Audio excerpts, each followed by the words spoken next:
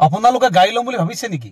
যদি গাড়ী ল'ম বুলি ভাবিছে তেনে চিন্তা কৰিবলগীয়া কোনো প্ৰয়োজন নাই। এতিয়া মাৰুতি চুজুকিয়ে আনিছে বৃহৎ অফাৰ, তাৰ মাজতে আকৰ্ষণীয় অফাৰ। এইটো হৈছে যে স্ক্ৰেপ, যিবিলাক গাড়ী আপোনালোকৰ ঘৰত পৰি আছে, বহুত দিন ধৰি চলোৱা নাই, ৰাস্তাৰ কাষত আৱৰ্জনা হৈ পৰি আছে, সেই গাড়ীসমূহ এতিয়া আপোনালোকৰ পৰা আমি ল'ম আৰু তাৰ হ'লে আপোনালোকক নতুন গাড়ী দিম। কেনেকৈ দিম? এতিয়া মই ক'ব বিচাৰিছোঁ কি কণ্ডিশ্যনত আমি গাড়ীখন ল'ব পাৰোঁ। আপোনাৰ এক নম্বৰ হৈছে যে গাড়ীখনত আপোনাৰ ৰেজিষ্ট্ৰেশ্যন দৰকাৰ নাই, ৰেজিষ্ট্ৰেশ্যন ফেইল থাকিলে আমি ল'ম, ইঞ্চুৰেঞ্চ ফেইল থাকিলে আমি ল'ম।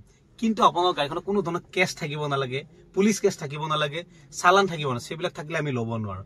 নেক্সট হ'ল গাড়ীখনৰ হাইপটো থাকিব নালাগে। নেক্সট হ'ল গাড়ীখন অ'নাৰৰ নামত থাকিব লাগে। যদি গাড়ীখন নতুন গাড়ীখন বেলেগ এটা পাৰ্টিৰ নামত ল'ব, পুৰণা গাড়ীখন বেলেগত, তেতিয়া আমাৰ অসুবিধা, আমি এইটো কৰিব নোৱাৰোঁ। তেতিয়া তেওঁলোকে আগতীয়াকৈ আছোঁ। আৰু এটা কথা, বিশেষ কথা কওঁ, গাড়ীখন আমাক এটলিষ্ট এসপ্তাহৰ পৰা 10 দিন আগতে আমাক গাড়ীখন জমা দিবলৈ, পুৰণা গাড়ীখন স্কেপৰ চাৰ্টিফিকেট নহালৈ, বাহনত গাড়ীখন আপলোড নহ'লে আপোনালোকক আমি গাড়ী দিব নোৱাৰিম। গতিকে ক'ব বিচাৰিছোঁ যে আপোনালোকৰ গাড়ীখন কি বেনিফিট পাব।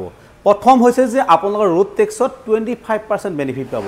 যদি এখন গাড়ী 1 লাখ টকা ৰোড টেক্স আহে নতুন গাড়ীখনত, তাতে 25,000 টকা আপোনাৰ বেনিফিট পাব। নাম্বাৰ 1। নাম্বাৰ 2 বেনিফিট পাব স্ক্ৰেপ বেনিফিট, আপ টু 45,000 আপোনালোক বনাছ পাব।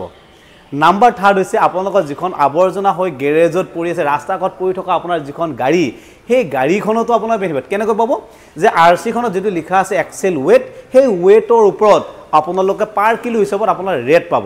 গতিকে দেৰি কিহৰ, খৰধৰ কৰক, জুৰু তিনিআলিত অৱস্থিত নেক্সা শ্ব'ৰুমলৈ হওক আৰু তাতে সেই ৰিলেশ্যনশ্বিপ মেনেজাৰক লগ ধৰি আপোনাৰ নতুন পচন্দৰ, মনৰ পচন্দৰ গাড়ীখন লৈ ঘৰলৈ গুচি যাওক। ধন্যবাদ।